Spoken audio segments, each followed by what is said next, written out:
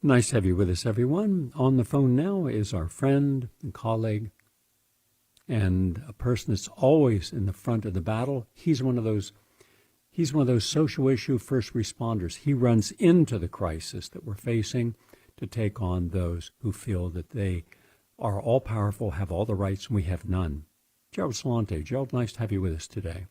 No, it's great being on, and thank you for all that you do. And I love being on PRN.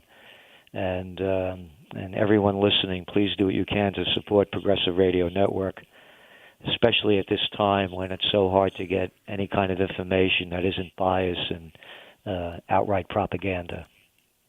I was just doing an analogy. I just did a history lesson for the last 20 minutes, trying to show people that we should take a look at history to see, are we duplicating any of it, or at least some of it. And I used Germany as the example from 1920, when Hitler came to power with his little party, to 1940, when the major concentration camp Auschwitz was being constructed. But the big part was in the early 1930s, 1932, 33, when they took power. He became chancellor, and then Fuhrer, and then the book burnings, and then the denigration. And mind you, that today is happening in this sense. We're book burning today. We're tearing down institutions today. We're not building a better world. We're trying to demean the world that we have as if we've made no progress. Lots to do, but unless you stop, you're going to run into people who are going to say enough is enough, and then you're going to have your confrontations. And when those confrontations come, it's going to be a mess, and it'll come not at the racial level. It'll come at the cultural level, because we're challenging cultures, we're challenging ethnicities. So when you say everyone that's white is evil, and then you blame them for everything, no matter what, you're getting people who may be poor, maybe have never had a wealthy person, gone to college or anything, their whole family. They're saying, wait a second, we fought in the Civil War, we fought in World War I, World War II, my family. And they're going to say this, and people say, we don't care. And that reminds me of how bad it can get when you take away what is sacred in another human being, and you don't see them as a sacred person, you see them as an object of hate, and you take your hatred to the level of violence, emotional violence, or physical, or both. Tell us what you think and what you're observing with the phenomenon of what's happening in our society today, where everything is being weaponized by different groups for political, economic, and ideological power. The floor is yours. Well, you summed it up perfectly. We're in the divided states of America. This is no longer the USA, it's the USSA, the United Soviet States of America. If you don't do what I tell you to do, you have no right to your freedom. I'll tell you what to do. The political parties, I mean, they're two gangs. They're murderers and thieves. It's like this election, people voting for a lesser of two evils. And they actually say that and defend themselves by saying that. Oh, you like evil? Well, of course, I like Obama better than Bush. Bush only had the Iraq War and the Afghan War. All Obama did was have wars throughout his entire career, and he did a great job with Libya over there, the richest country in Africa that's now a hellhole. And the guy got, Gaddafi has to go, and I want that guy Assad out of there. And then now, it's one after another, and it just keeps going on. And the people, as you mentioned, we're divided. The Constitution, the Bill of Rights mean absolutely nothing. And the worst of this is about to come. When you said Hitler, think of how easily the masses marched off to their governors, their prime ministers, their chancellors, their presidents all over the world. We're fighting the COVID war. We're fighting the COVID war. We're fighting the COVID war. One of our covers in the Trends Journal was dumb enough to believe Bush's wars, and Anthony Frieda did a great cover with a Alfred E. Newman of George W. Bush, dumb enough to believe the COVID war. Look how the people marched off to the COVID war, obediently. Just like they hailed Hitler, you were talking about Hitler, just as they marched off to Mussolini, just as they saluted Stalin, they're doing it again. And the people that are going down are using racial issues, gender issues, and any other issues that they can get to divide us. Here, let's make a point, and again, I'm a political atheist. Both political parties disgust me. I was the assistant to the secretary of the New York State Senate at 26 years old. I ran major political campaigns in Westchester County, the richest county in the world, was chief government affairs specialist for the chemical industry. We met with presidents, prime ministers, and princes. So I know what the deal looks like. So what do we have? We have a situation where we are going down so hard. So what do the political parties do? We're going to divide the people. I'm a Democrat. I'll tell you who I'm going to pick as my running mate. I'm going to be sexist and racist. I'm going to pick a black woman. Hey, look, I'm in business over here. I could care if they're black, if they're white, if they're green, if they're yellow, if they're transgender. I could care less what color they are. I could care less what gender they are. You are being sexist and racist by, as I see it, by doing this right in front of everybody's eyes. And that's the way it's become. How about giving me, an American who pays taxes, and a lot of them, the best person to do the job? No, we're not going to do that at all. This is the new America with a K in it. It's the United Soviet States of America. That's the way I see it. What is the solution from your perspective? Oh, it's very simple. Hey, look, there's a guy called Gary Null who I was turned on to back in the 80s. And by the way, the first book I worked on was Natural Healing back in 1986. My friend Gary Abatelli turned me on to Gary Null. And boy, this guy taught me a lot. He taught me how to get in the best shape I could, physically, emotionally, and spiritually, to build myself as strong as I can and become a fighter. Not fight in the sense of a street fight, but if I have to, I will. I'm also a close combat guy. I used to teach for many years at my own school. But I fight for my freedom. So what do? You become an American. You believe in what the Bill of Rights and the Constitution say. It does not take a majority to prevail, but rather an irate, tireless minority, keen on setting brush fires of freedom in the minds of men, said Samuel Adams. This is a time to unite for peace, liberty, love, joy, and beauty. Liberty, love, joy, and beauty sucked out of our life. Sucked out of our life. Hey, listen, all you young people, you get back in that classroom. You're not going to go out and party. And you, stop singing. You're not allowed to sing. You're spreading the virus. Oh, and you little kids, you little tiny kids over there, get a mask on. Get a mask on and get away from each other. All right? If we don't fight for our freedom, we are going to be living hell on earth. What do? Everybody listening,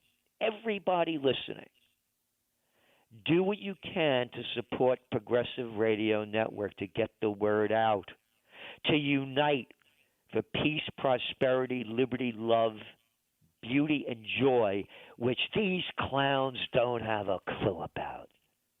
Look at them. Look at their faces. Look at their actions. Do you think that they know how to live and love?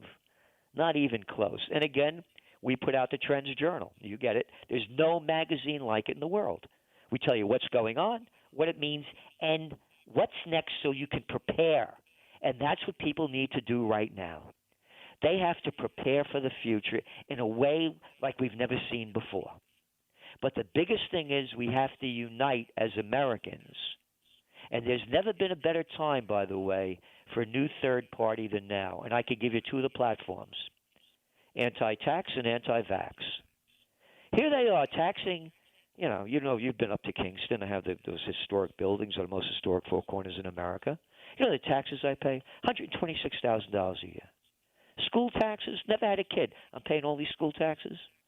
I'll pay some of them. But hey, now wait a minute. Your schools are closed. You're teaching from home.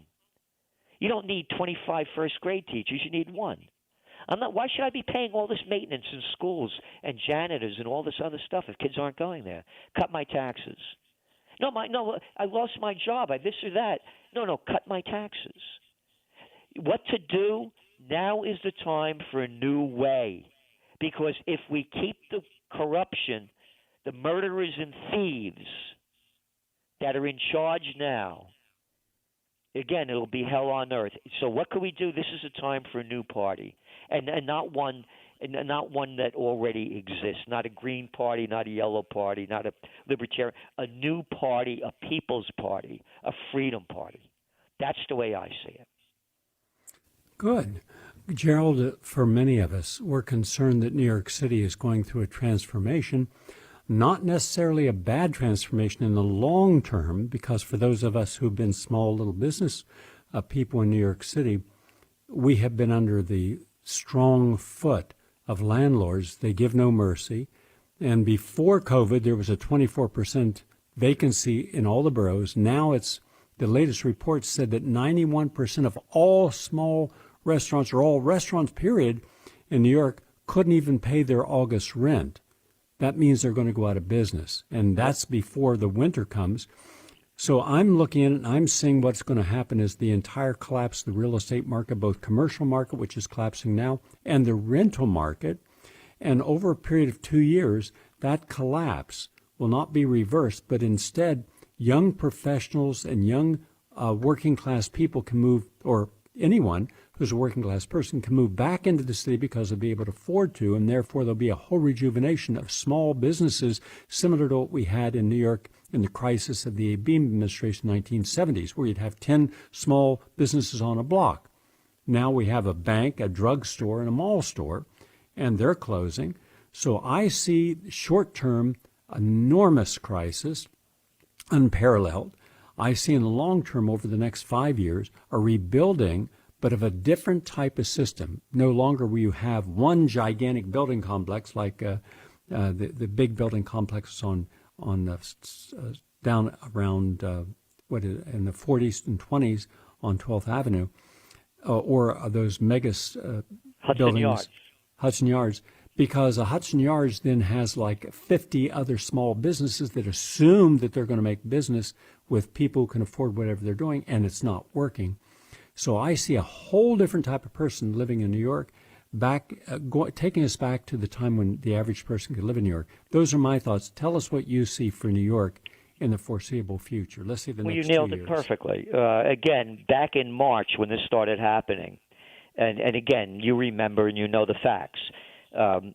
Before this, going back to 2019, you go down the West Village, you go up to Fifth Avenue, Park Avenue, Madison Avenue, for rent, all over the place. And then now you're looking at, we're talking about Hudson Yards, with a $35 billion project, and it's a ghost town. There's going to be a collapse in the commercial real estate market, unparalleled. And you are 100% right. One of the mistakes I've made over my 40 years in the career, I thought when things went down, they would stay down. They don't. They come back up. And you nailed it perfectly. It's going to be the 70s again. And there's also another element of that. You know, it was a loose time. People were having fun. It was wild. It was wild. You're going to start seeing that kind of freedom start coming back again. But there's also going to be a real spike in crime. Because when people lose everything and have nothing left to lose, they lose it. So we're going to see that too. But over the long run, you are right on trend, as I see it, with the rebuilding of New York City in a way it used to be. And also other cities as well, Chicago, San Francisco, that became overtaken by that one type of dead zone type of vibe. It's going to bring back I left my heart in San Francisco for a good reason. It really used to be the place to be. And then it became geeked out. So, yes, they're going to go down, but they're going to come back up. Good. Also, finally, you predicted that gold was going to hit 2,000 and silver would go to 30. Silver came up to 28 and gold did hit 2,000. It's almost touching it right now. What do you see over the next 2 years? Oh, I see. First, it all depends on the dollar. And the dollar, like gold is down today. Gold's down back into the 1800s, high 1800s. I see gold $3,000 an ounce. I see silver well over $100 an ounce. All of the banks around the world, the only reason the dollar's up is because all the other currencies are so strong. We are in the greatest depression. Air travels, it's only down 85%. The hospitality sector, dead. Restaurant, you talk about what's going on. And now winter's coming. This thing's going down big. All the countries are going to keep printing up all this digital money backed by nothing and printed on nothing. That's going to drive the prices higher of gold because their currencies are becoming worthless. And same too with Bitcoin and other cryptocurrencies. The younger generation are going to move into that. Now, here's going to be the big flashpoint. They're going to come out with a new currency. You don't want to touch that dirty cash. You've only been touching it for centuries. We're not going to touch it anymore. You're going to get you sick. We're going to get rid of the dollar. We're going to come up with we'll make it up. So they're going to do away with the other currency, so they wash off their debt falsely, and they're going to come out with something new. To me, and I don't give financial advice, gold and silver is the financial future for me. Because, again, all over the world, name the country, look at their currencies declining into garbage. They're making it up. They're just printing money to artificially boost their economy. And it goes back to the stock market. The stock market, again, all the facts are in the journal. They're all there. The Federal Reserve, the government are pumping in trillions of dollars to keep the equity markets higher. Not only because it's the 1% that owns 52% of the equity markets and 10% owns 88%. No, not because of only that. Because when the markets crash, then the average Joe on the street is going to know how bad it is. When the markets crash, then everybody that doesn't have a clue gets clued in. Because when the big one goes down, they know how bad it is going to be for them. Well said. I would add this as a positive antidote. We are seeing millions of people, mainly people up to the age of about 50, now looking at rural America communities that are more sustainable to move to. And over the next 2 years, either by force, they have to, because the jobs are gone where they're at, the higher cost of living where they're at that they can no longer maintain, because there's only two principles economically in life. You either have to keep making more money to support an artificial standard of living, which is always going to be one step ahead of your capacity to grow. As a result, we have 11 million millionaires. We have 17 million professional class. Put that together, add in their family, you're dealing with 70 million Americans. And whatever they're making, they're spending. They don't really have any savings. And when the equity market crashes, all their equity will crash with it. And as a result, we're going to see for the first time the largest proportion of bankruptcies in the professional market, because everyone who's got money wants to make more, unfortunately. At the other end of that, you can take the opposite approach, and that is you simply lower your cost of living, move to where you can afford that with a better quality of life aesthetically, more green time, more softer, smoother way of living. So you either reduce the cost of your living or you have to make more money to maintain it. And one is going to break people emotionally and financially. The other will give them a whole new way of living in a better environment, because right now walking down the streets of Manhattan is like walking down a dystopian town, much like when Denzel Washington is that one of the book of whatever it was, and he's walking in that dystopian town, and you think, wow, have we become that? Yeah, we've become that. This is the part of The Purge that was a fictional movie about, once a year everybody's allowed to go out and kill someone unless you're rich and powerful and you're not allowed to be killed. But that purge is not too far afield from what metaphorically, not physically, but metaphorically, people are so enraged by the displacement of values, the family values, which are now being denigrated, the solidity of community that once was important, that is being denigrated, everything for the groupthink. And so I see this happening in the United States. I see a breakdown and then a breakthrough.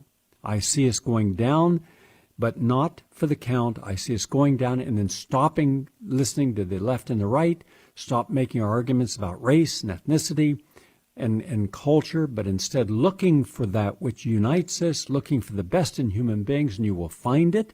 And for those who don't want to participate, they can continue being what they've been, angry, lost fools.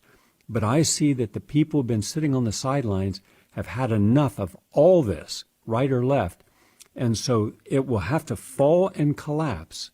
New York, Los Angeles, San Francisco, those cities this is all happening now. But I see a movement towards rural America. I see more sustainability.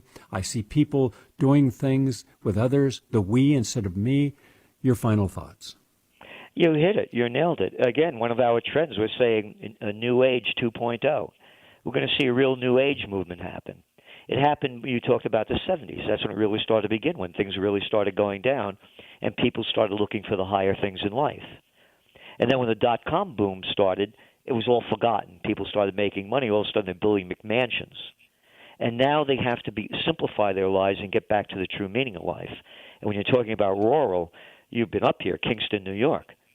Go to Bloomberg. Out of 181 cities in America, the prices have gone up the highest in real estate in Kingston. We're at the foothills of the Catskill Mountains. Now you have all that area up there that used to be the Borscht Belt that was way down before.